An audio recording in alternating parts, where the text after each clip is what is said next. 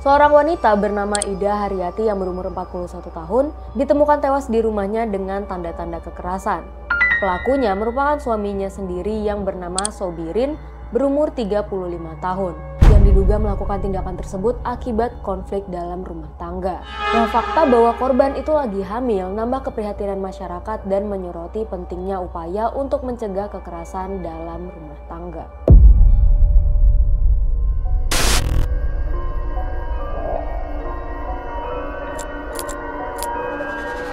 Kepala terpenggal lainnya di seluruh apartemen dan banyak rumah dan menemukan istri serta putrinya yang sudah tewas tersebut berawal dari terciumnya bau busuk yang kutuk. Di antaranya adalah waktu pertama kali syuting. Aku mati dan pembunuhan yang tertulis di dinding. Assalamualaikum warahmatullahi wabarakatuh. Halo Sobat Payung Misteri dimanapun kalian berada, gimana kabarnya?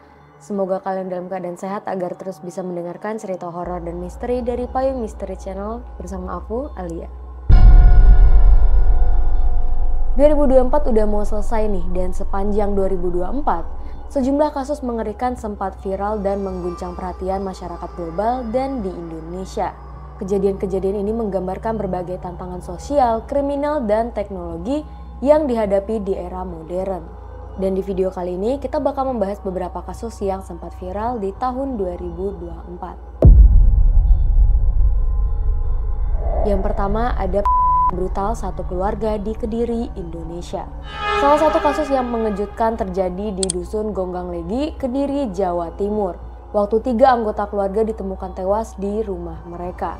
Korban itu bernama Kristina, 37 tahun, suaminya Agus Komarudin berumur 41, dan anak mereka Kristina yang berumur 12 tahun.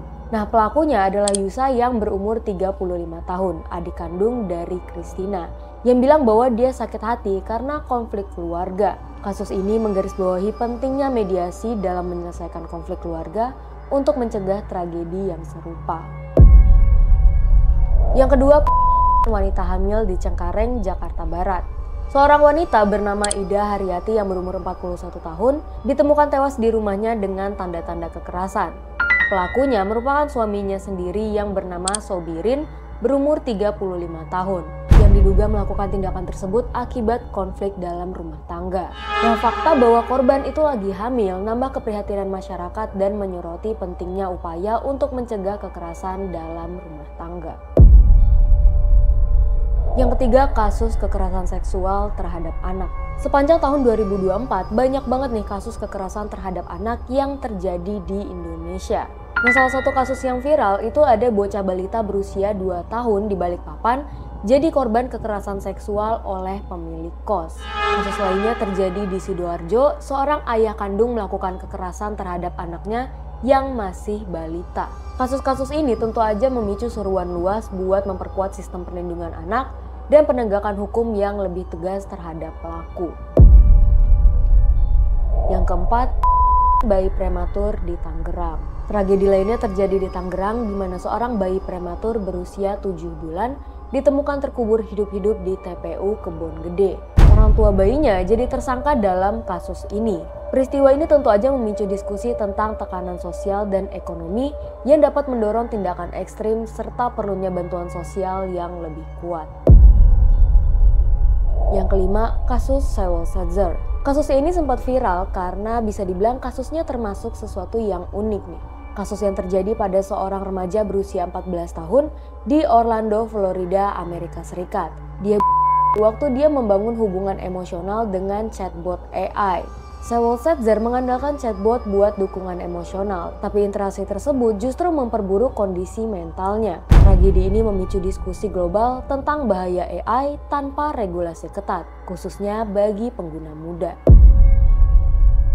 Yang keenam, ancaman cyber yang meningkat. Tahun 2024 juga ditandai dengan peningkatan tajam dalam ancaman cyber.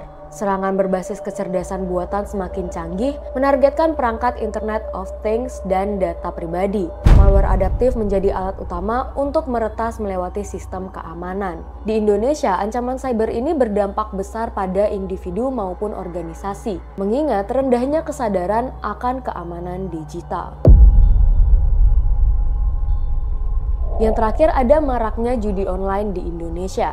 Judi online jadi fenomena besar dengan sekitar 8,8 juta warga Indonesia terlibat mencatat transaksi sebesar 283 triliun. Bahkan beberapa kasus melibatkan aparat penegak hukum dan pegawai swasta. Maraknya judi online menunjukkan perlunya regulasi lebih ketat dan pengawasan digital untuk mencegah kerugian sosial dan ekonomi. Kasus-kasus ini mengungkap tantangan besar yang dihadapi masyarakat modern, baik dalam hal kriminalitas tradisional maupun ancaman teknologi baru.